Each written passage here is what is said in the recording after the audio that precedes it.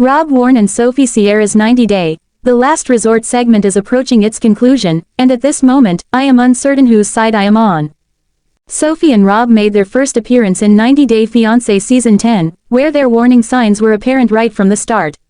Sophie believed that Rob could have done more to prepare for her arrival.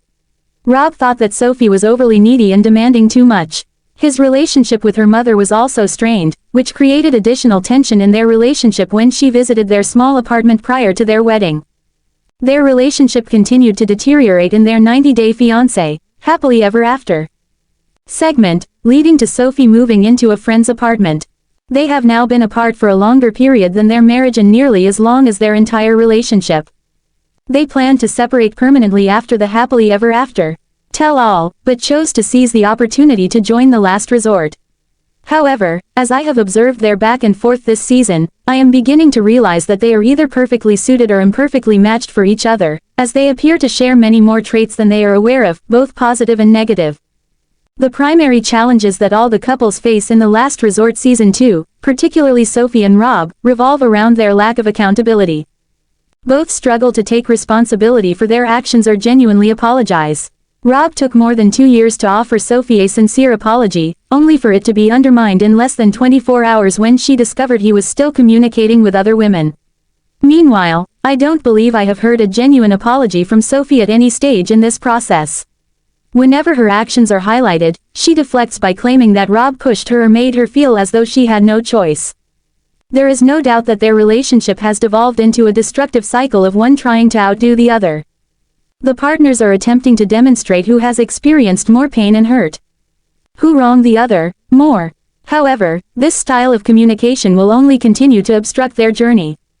If they truly care about each other in the relationship, they must learn to take responsibility, even if they feel justified in their actions. Sophie may be justified in moving out.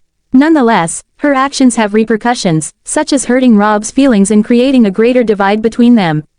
Sophie should undoubtedly prioritize her own well-being, health, and peace, but must also recognize that she still needs to be accountable for those actions. Another characteristic that complicates my ability to take sides is the manipulative tendency they both exhibit. Throughout their time together, Rob has demonstrated how manipulative he can be. The intention behind his actions is not the issue. When Sophie's mom came for a visit, Rob threw a tantrum that spoiled the entire occasion.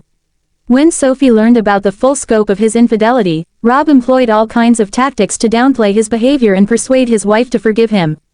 Rob often appeared to prioritize his own well-being and happiness over their happiness as a couple. Now, I feel as though Sophie is exhibiting similar behavior. Again, this might be part of the destructive trauma cycle where they continually repeat the same narrative. However, I maintain my stance on accountability. I recognize that Sophie may be responding to Rob's behavior, but at times her actions appear manipulative as well.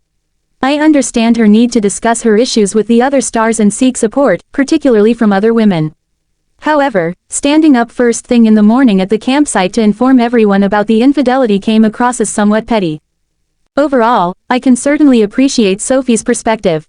For years, Rob has been deceitful, gaslighting, and manipulating most situations to make Sophie appear to be the villain. After enduring that behavior for years, I can empathize with Sophie's need to assert herself. However, this is one of those instances where I believe that no reaction is the best reaction, similar to my feelings regarding Gino Palazzolo and Jasmine Pineda. Rob might be completely in the wrong, but since he struggles with accountability, he's not considering his actions from that viewpoint. Instead, he flips the narrative, which provokes Sophie. Ultimately, I think Sophie should concentrate on herself and develop healthier coping mechanisms. In doing so, she will feel more assured during interactions with her husband, and he will have fewer chances to highlight her shortcomings. 90 Day Fiancé and its spin-off series air on TLC and are available to stream on Max in the U.S.